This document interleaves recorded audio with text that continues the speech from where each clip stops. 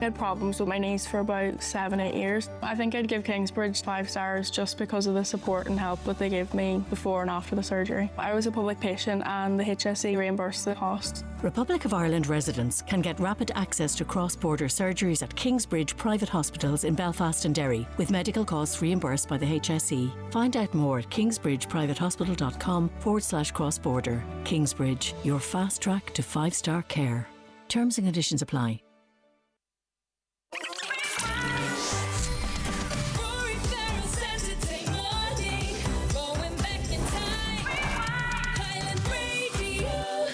Time is 19 minutes after 11. You're very welcome back into the programme. Now, I'm delighted to say that I am joined in studio by a man who is looking remarkably fresh, I must say, for the few nights he's just put in, the few weeks you've just put in.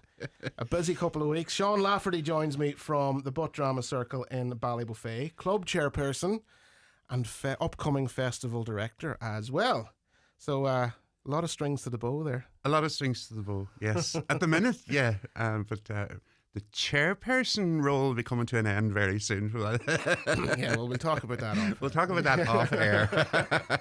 But no, it's been a very, very busy time the last few months especially. Yeah. And last night it all started to come to fruition. Well, not last night, on Thursday. Thursday night. Thursday night, yeah. Thursday. All started to come to fruition.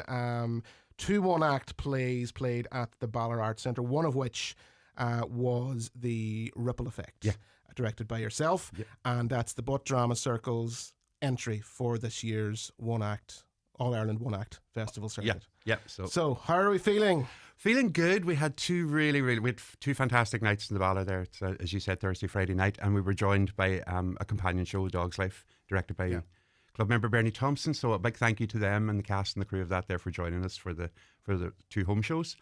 But extremely happy with the what we've got now for to go out on the festivals. Couldn't have asked for more from the cast over the last 2 nights.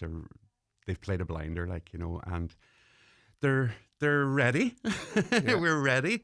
It may not sound like I'm ready, but we are definitely ready. No, it's in a very good place, and we're heading out tonight. This afternoon, we're heading to Enniskillen for our first competitive festival on the circuit. So all of a sudden, the focus shifts now. Focus is shift to a competition element of it now, but at the same time, because we've been doing it for the last few years, I tell them, we're still in our run. We've had our 2 nights in the Ballard. We're on our 3rd night, not our first night again. We're on our 3rd night. So we're very, very lucky to have that kind of little run into tonight's performance. So it's settled a little bit. And but yeah, we're going to be in probably one of the most iconic theatres in the country, in the Ardone in Enniskillen. It's a beautiful venue to play. I've never actually played on the stage in it. I've been in the theatre many times, but I've never played on the stage. So these guys are very lucky. It's a beautiful venue, and I can't wait to see it. Yeah, and a great way to kick things off. Great way to kick things off. Yeah, absolutely. Just talking a little bit about the show. I was lucky enough to catch it last night, and I have to say, absolutely blown away. Thank you. Just everything from the performances of the actors to the lighting, the sound, the staging, everything's just come together to create this tense, foreboding sort of atmosphere. I suppose for any of our listeners, can you give us a little synopsis of the show and what it's about? Because it was described to me, though, they're even saying, someone's actually watched and said, I love a murder mystery or a whodunit. Yeah. And I said, well, it is a murder mystery, but it's not a whodunit, it's a why-done-it. Yeah. Because we know who done it. Yeah. So the play opens. We see it. It's there. The beginning of the play is the end of the story. It's a murder. The lead character, called Eva, played by Darry McMenamin, has killed this guy called Timothy. So the play rewinds back to why and what events led up to this situation.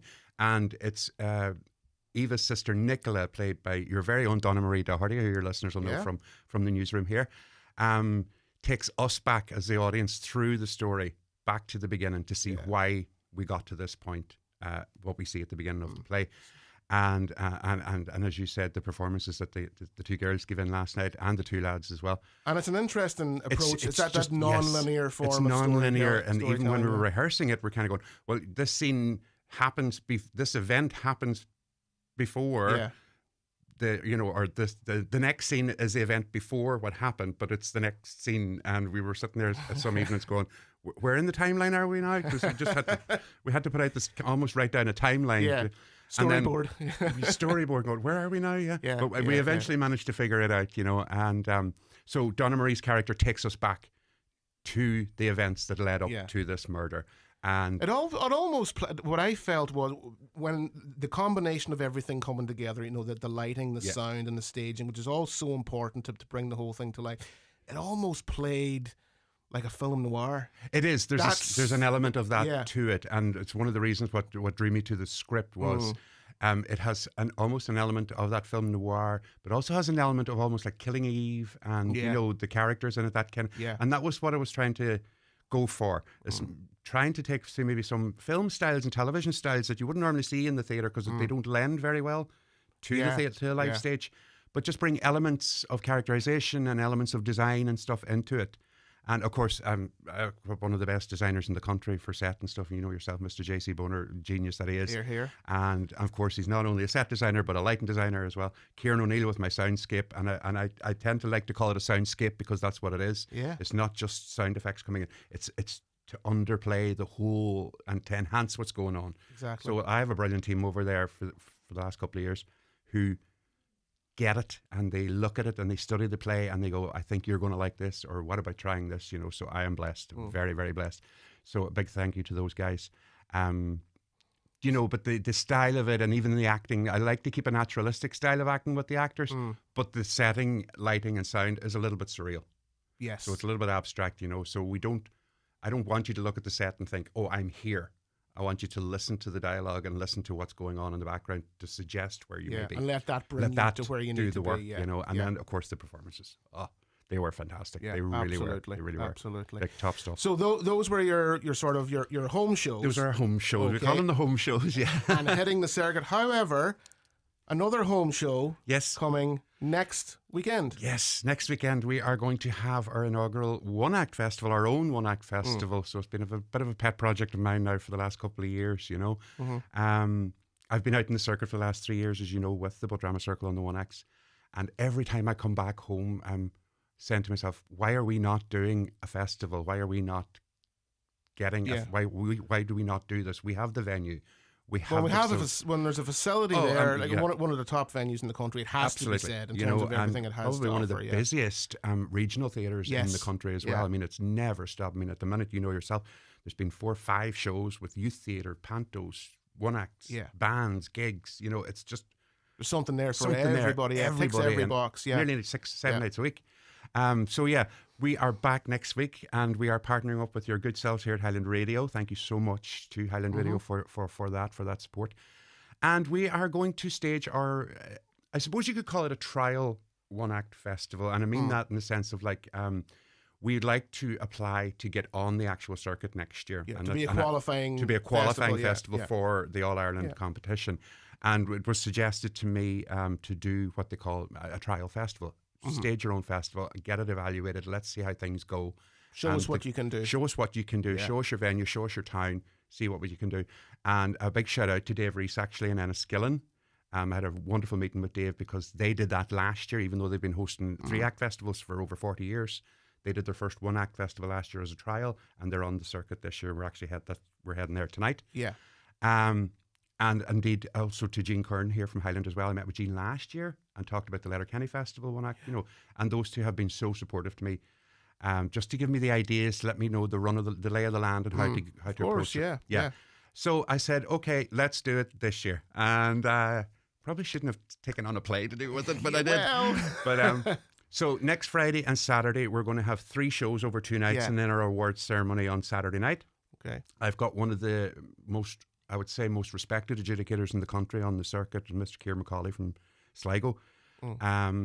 Graciously, when I approached him, said absolutely yes, would love to support a new festival out there, no problem at all. And we're delighted to have him for the 2 nights.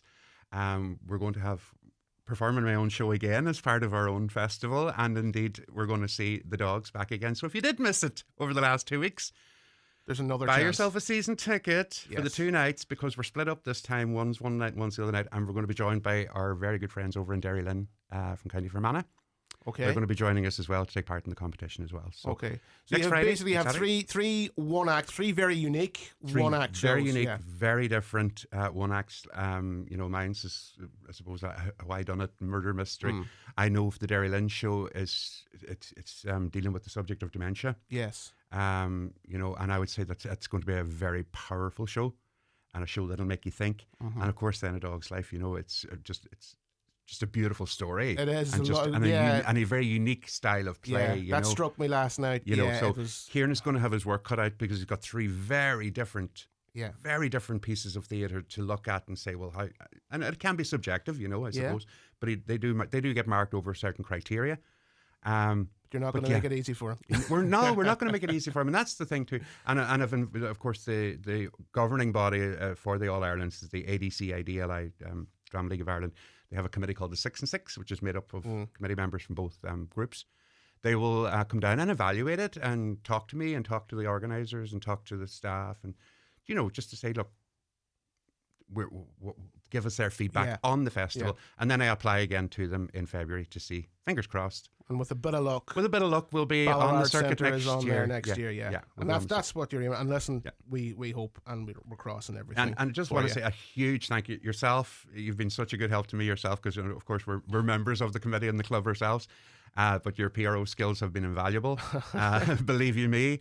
And a big shout out to the rest of the committee, both Drama Circle and the festival committee, because there's a lot of work going on in the background.